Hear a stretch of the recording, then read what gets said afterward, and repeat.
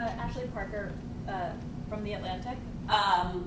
This might be more for someone from the mayor's office, but the White House had said that they were working with the mayor and her team to make sure there were precautions in place so that, for instance, the streets would not be damaged from the tanks. They mentioned potentially putting down steel plating, but they weren't sure that had been confirmed. Can someone talk about what steps the city is taking, again, to help protect the streets from the wear and tear of the tanks and other equipment?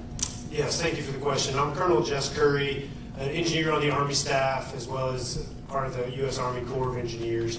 So if you go out to the parade route even today, you can see some of that work being put in place.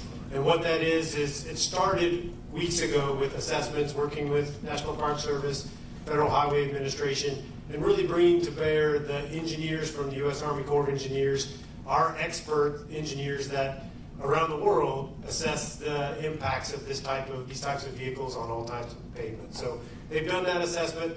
Based on that, we put together the plan that you'll see being put at key locations around the route. Primarily, it is metal plating that's being put down to address those areas where tanks have to steer sharply, and we get some of the grinding reaction from between those tracks.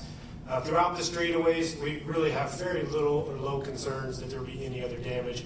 The plates and where we're putting them is designed to minimize or eliminate all possible damage. So that's ongoing now. Will be in place before the parade begins, and will come up immediately after. Is there anything beyond the plates, or is that sort of the... Is there anything beyond the plates, or is that kind of the bulk of it? Well, thanks for asking, because there is. That is certainly the most visible thing that everyone's going to be able to see out along the parade route. But in addition to that, we're putting down a lot of matting in the staging areas, things, again, to just mitigate any potential. We're using an abundance of caution.